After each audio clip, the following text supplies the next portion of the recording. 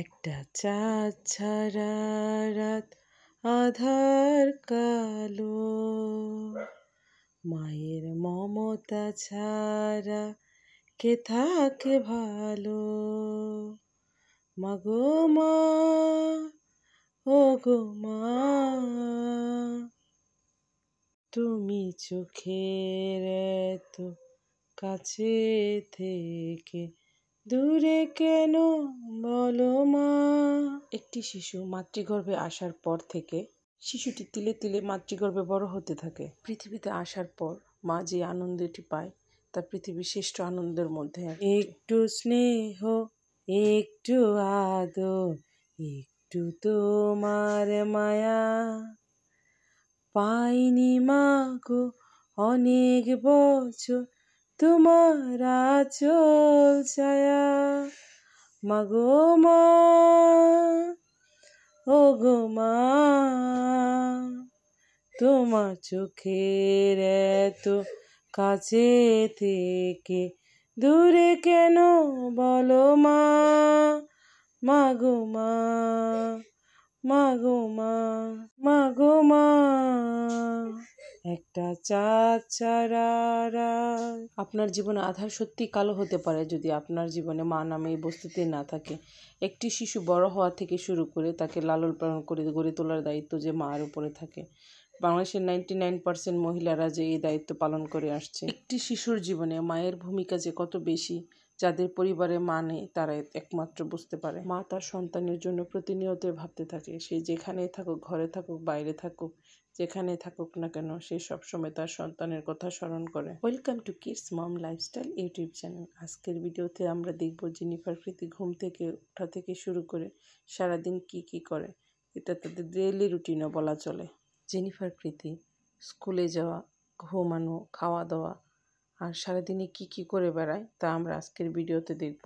Jennifer প্রীতি স্কুলের পাশাপাশি তারা রান্নাবান্নার কাজ, বাড়ির টুকটাক কাজ এবং অন্যান্য কাজও করে। এছাড়া তারা সপ্তাহে অন্ততপক্ষে একদিন গ্রামের বাইরে বা অনেকটা দূরে ঘুরতে যায়, যা তাদের এন্টারটেনমেন্টের জন্য প্রয়োজন। আপনি যদি আপনার শিশুকে শুধু স্কুল, পড়াশোনা, খাওয়া দাওয়া এর মধ্যে সীমাবদ্ধ রাখেন, তাহলে আপনার শিশু বড় তো হবে ঠিকই, কিন্তু মানসিকভাবে বিকশিত হবে না। কারণ শিশুরা তখনই বিকশিত হয় যখন তারা বাইরের আলো, ছায়া, বাতাসের কাছাকাছি যায়। প্রীতি আমাদের এতটা অ্যাটাচ করে যে অন্য আর কোনো কিছু আমাদের এতটা অ্যাটাচ করতে পারে না। সপ্তাহে অন্তত একদিন বাচ্চাদেরকে নিয়ে বের হবেন।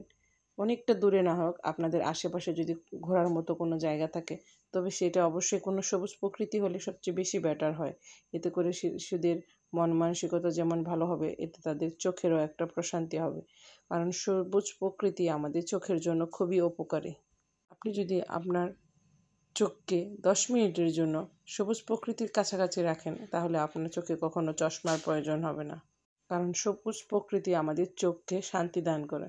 খিদে পেলে আমরা যেমন খাবার খাই, তেমনি আমাদের মনকে বিকশিত করার জন্য আমাদের প্রকৃতির কাছাকাছি যেতে হবে। প্রকৃতি আমাদের যে খাদ্য দেয় সেটা হলো আমাদের আধ্যাত্মিক খাদ্য। শিশুরা কোনো কিছু চাওয়া মাত্র সাথে সাথে তাদেরকে দিতে যাবেন না, কারণ এতে করে তারা অভ্যস্ত হয়ে যায়। যখন আপনি কোনো কিছু দিতে পারবেন না, তখন আস্তে আস্তে ওরা আপনার উপর ক্ষিপ্ত হয়ে যাবে, একসময় আপনার থেকে দূরে সরে যাবে। তো এখন থেকে আপনাদের উচিত বাচ্চাদেরকে কোনো কিছু শিশুদের চাওয়া মাত্র না দিয়ে কিছুদিন পর দিলে সবচেয়ে বেশি বেটার হয়। আমি সবসময় এই কথাটা বলি, শিশুরা অনুকরণ প্রিয়। আপনি যা করবেন ঠিক তাই ওরা শিখবে এবং একসময় তা আপনার উপরে ওরা প্রয়োগ করবে। শিশুদের ভালোবাসুন, প্রচুর ভালোবাসুন, তবে সেই ভালোবাসার মধ্যে যেমন আদর, সোহাগ, শাসন সবগুলি উপস্থিত থাকে।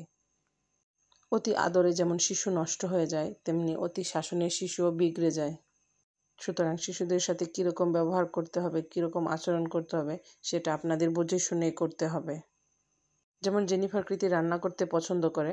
আমি যখন কোনো কিছু রান্না করতে চাই, তখন তার একবার হলো চুলার পাড়ে এসে রান্নাগুলো করতে সাহায্য করবে।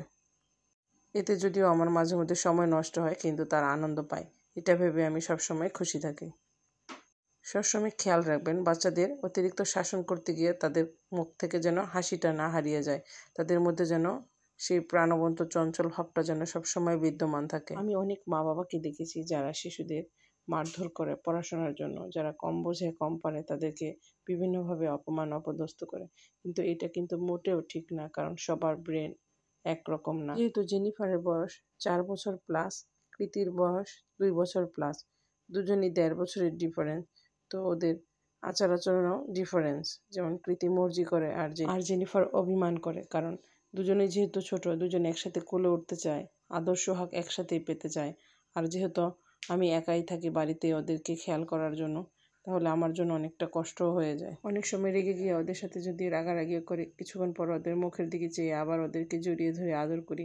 এতে করে দেখা যায় আমি যতই ওদের সাথে রাগ করি না কেন, কিছুক্ষণের মধ্যে ওরা কিন্তু ভুলে যায়। আপনারাও আপনার বাচ্চাদের সাথে যদি কখনো একটু রাগারাগি করেন বা একটু মারধর করেন, সাথে সাথে ওদেরকে আদর করে ভালোবাসা দিয়ে বুঝিয়ে দিবেন যে সেটা তাদের ভালোর জন্যই ছিল। আর রাগটুকু না করলে তারা এই কাজটা হতো না। গ্রাম্য ভাষায় একটা প্রবাদ আছে, শাসন করা তারই সাজে সোহাগ করে যে। আপনি আপনার বাচ্চাদেরকে আদর করবেন, শাসন করবেন, তাহলে না তারা সঠিকভাবে বড় হবে। একটি মা বাবার জন্য তার শিশুর হাসি তার জন্য সবচেয়ে বেশি ইম্পর্ট্যান্ট। মা বাবা তার শিশুর হাসির জন্য তার জীবন পর্যন্ত উৎসর্গ করে দেয়। কৃতি যখন আমার গর্ভে আসে, আমি আমার জব, কেরিয়ার, পড়াশোনা সব ছেড়ে দিয়ে গ্রামে চলে আসি, যাতে করে ওদের কোনো কষ্ট না হয়। এটা তো গেল আমার কাহিনী। এরকম হাজারো নারী আছে তার সন্তানের জন্য তাদের সব কিছু বিসর্জন দিয়েছেন।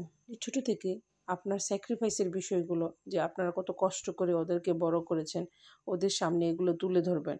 না হলে ওরা কি করে বুঝবে আপনার সেই কষ্টের কাহিনী। কোনো সন্তানই তার মা বাবার কষ্টের কাহিনী শুনে চুপ থাকতে পারে না।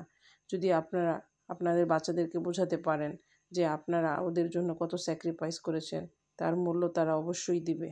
আপনারা আপনাদের বাচ্চাদেরকে পড়াশোনার পাশাপাশি ধর্মীয় শিক্ষা, নৈতিক শিক্ষা, শারীরিক শিক্ষা, এগুলো আপনাদের শেখাতে পারেন।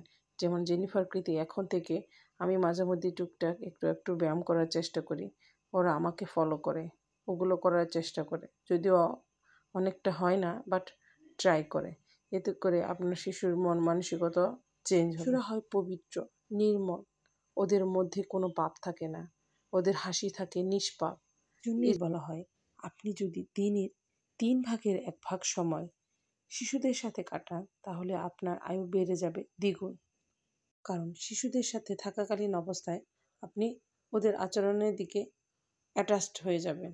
ওরা হাসলে আপনার হাসতে মন চাইবে, ওরা কান্না করলে আপনার দুঃখ পাবে, ওদের আচরণের সাথে আপনি মিলিত হয়ে যাবেন। এতে করে কি হবে, আপনার মন মানসিকতাও পরিবর্তন হবে। যেহেতু শিশুর মন পবিত্র, ওই মুহূর্তে আপনিও কিছুটা পবিত্রতার স্পর্শে স্পর্শিত হবেন। বড়দের মতো ছোটদেরও কিছু কিছু ইচ্ছা, আকাঙ্ক্ষা, অভাব, অভিযোগ, অভিমান থাকে। আপনারা ওদের কথাগুলো শোনার চেষ্টা করবেন, ওরা কি বলতে চাচ্ছে, কি বোঝাতে চাচ্ছে। যদি ওদের ব্যবহারগুলো নোটিস না করেন, ওদের কথাগুলো না শুনেন, পরবর্তীতে ওরা হাজার কিছু বলার থাকলেও আপনাকে কিন্তু বলবে না। শিশুদেরও কিন্তু আত্মসম্মান বোধ আছে, সেটা আপনাদের মনে রাখতে হবে। ধরুন আপনি কোনো একটা অচেনা মানুষের সামনে শিশুকে অপমান অপদস্থ করলেন, সেটা কিন্তু তার মনে রেখে গেল। এরপর আপনি ওর সাথে যতই ভালো ব্যবহার করেন না কেন, কিন্তু তার মাথায় কিন্তু সবসময় ওটা ঘুরতে থাকবে যে আপনি ওই মুহূর্তে অন্য একটা লোকের সামনে তাকে অপমান অপদস্থ করেছেন। এটা মনে রাখতে হবে, বড়দের মতো ছোটদেরও কিন্তু আত্মসম্মান বোধ আছে। শিশুদের আদর করুন, শাসন করুন, কোনো কিছু শেখানোর থাকে, তবে সেটা যেন অবশ্যই ঘরের ভিতরে হয়। ঘরের বাইরে গিয়ে এই ধরনের আচরণগুলো করবেন না। এতে করে শিশুর মন মানসিকতার উপরে প্রভাব পড়ে, যেতে করে শিশুরা আপনার থেকে অনেকটা দূরে চলে যায়। অনেক সময় দেখবেন অনেক সন্তানরা তার মা বাবা থেকে ঠাকুর দাদু বা পরিবারের অন্যান্য রিলেটিভদের সাথে ক্লোজ থাকতে বেশি পছন্দ করে, কারণ তারা তাকে প্রায়োরিটি দেয়, তাদের কথাগুলো শোনে। অনেক সময় শিশুরা মা বাবাকে যে কথাগুলো বলতে পারে না, পরিবারে যার সাথে তার ক্লোজ তাকে কিন্তু সে কথাটি সে নির্দ্বিধায় বলতে পারে। তাহলে আপনাদের উচিত আপনার সন্তানের সাথে এরকম কোনো আচরণ না করা, যাতে করে সে আপনাকে বাদ দিয়ে আপনার পরিবারের অন্যান্য সদস্যদের সাথে সে ক্লোজ হয়। মা হিসাবে বা বাবা হিসাবে আপনাদের প্রধান দায়িত্ব থাকবে যেন আপনার সন্তানের মেন প্রায়োরিটি থাকেন আপনি। আপনাদের মা বাবা হিসেবে প্রধান দায়িত্ব শিশুরা কোথায় যাচ্ছে, কার সাথে মিশছে, কীরকম আচরণ করছে, সব কিছু ছোটো থেকেই নোটিস করা। কারণ একমাত্র আপনারাই পারেন আপনার সন্তানদেরকে সঠিক গাইডলাইন দিয়ে সঠিক পথে পরিচালিত করতে। খাওয়া দাওয়া, ঘোরাফেরা, এরপরে আসে ঘুমের কথা। শিশুদের কিন্তু পর্যাপ্ত পরিমাণ ঘুমের ব্যবস্থা থাকতে হবে। দিনে তাদের 2 থেকে 3 ঘন্টা ঘুমালো তাদের ব্রেনের জন্য প্রয়োজন। কারণ শিশুরা যত বেশি ঘুমাবে তাদের ব্রেন তত বেশি অ্যাক্টিভ থাকবে। প্রকৃতি দেখা যায় আমি অনেক সময় বিভিন্ন কাজে ব্যস্ত থাকি, তাদের ঘুমের একটা নির্দিষ্ট সময় আছে। সেই সময় তারা 2 বোন নিজেরা এসে ঘরে নিজ দায়িত্বে ঘুমিয়ে পড়ে। মনে রাখবেন আপনার বাচ্চাদেরকে ঠিক এভাবে শেখাতে পারেন। আজ আর নয়, দেখা হচ্ছে পরবর্তী ভিডিওতে। ভালো থাকবেন। Bye bye.